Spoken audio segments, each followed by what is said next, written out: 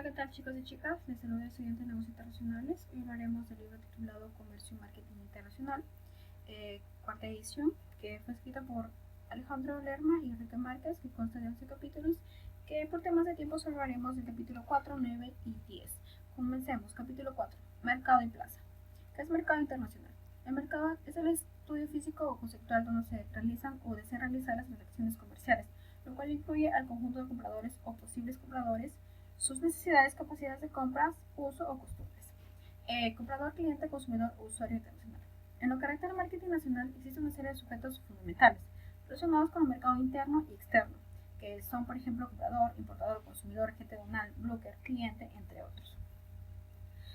Factores y datos básicos para la descripción del mercado meta. Aquí nos dice que para elegir un mercado meta es necesario analizar tanto las debilidades como las cualidades de la organización y de los productos. Datos importantes en la selección de mercados. Entre todos los datos importantes tenemos, por ejemplo, datos y valor de mercado, normatividad de mercado meta, barreras arancelarias y no culturales, entre otros.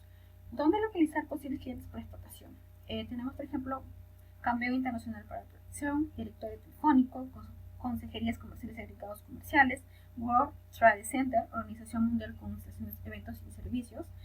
Fuentes de información. Son dos tipos de fuentes de información: fuentes primarias de sitios, fuentes secundarias documentales.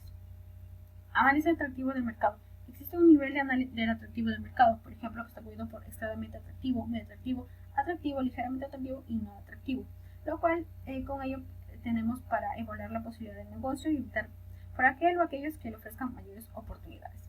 Datos para realizar el análisis de mercado. Entre estos datos, por ejemplo, tenemos el segmento del mercado meta, lo constituye el subgrupo de individuos, que con base de una o varias características resulta enmarcado. Para conocer la dependencia fundamental es fundamental saber quiénes y cómo son, en dónde están, cuán fuertes son y qué hacen, cuáles son sus habilidades, entre otras preguntas.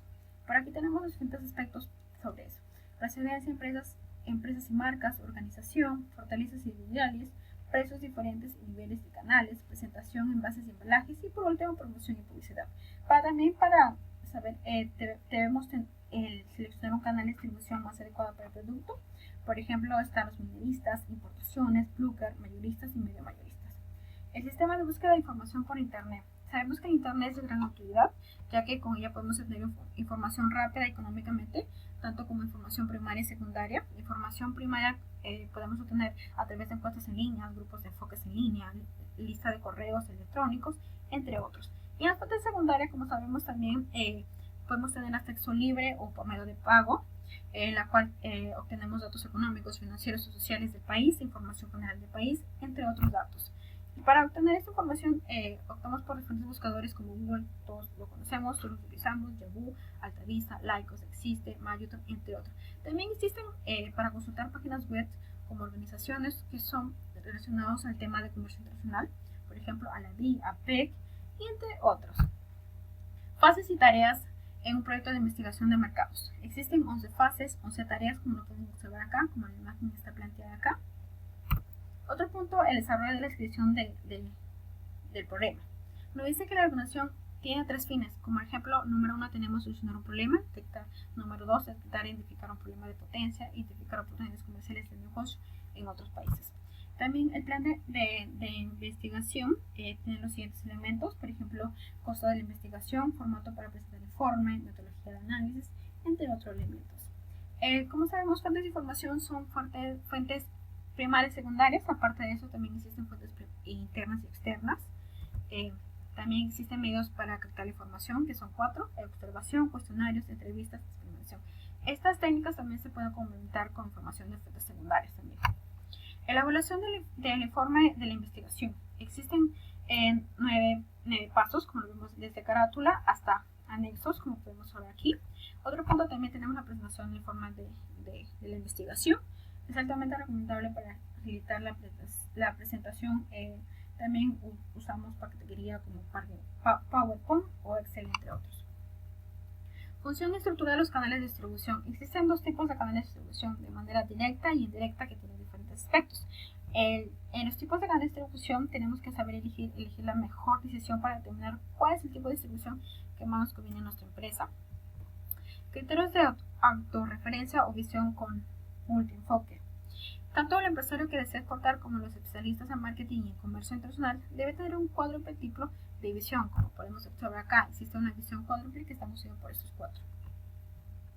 Las 6 recomendaciones para exportar. Entre las 6 podemos decirnos que tenemos que prepararnos para una buena oferta, asistir a ferias y misiones internacionales, estudiar el mercado meta es muy importante.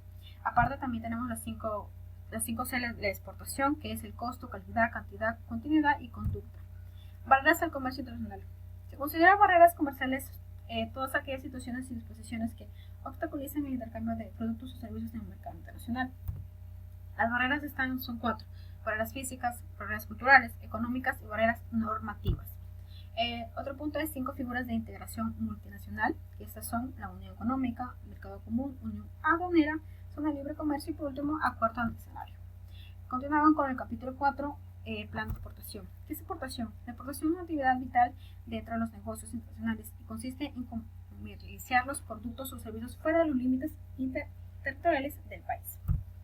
Características, por ejemplo, tiene que ser una exportación que sea útil y determinada en el comercio internacional. La empresa debe ser sencilla, realista y congruente.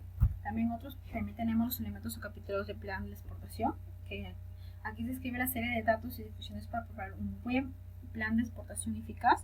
Los objetivos también tenemos que el plan justifica la creación del mismo, que guían a la empresa hacia un punto creíble y impiden desviaciones por cualquier causa. Acá también planteamos preguntas para un buen plan de exportación.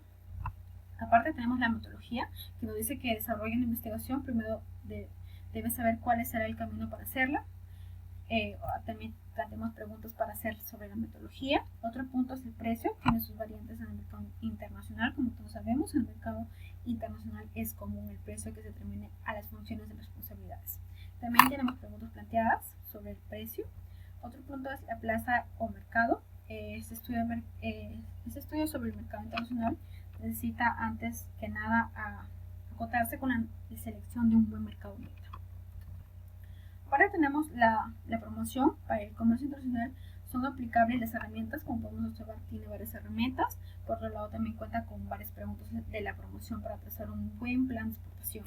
Aparte de los presupuestos, la estimación de los gastos, montos y tiempos que se deberá estimar el proyecto de la exportación.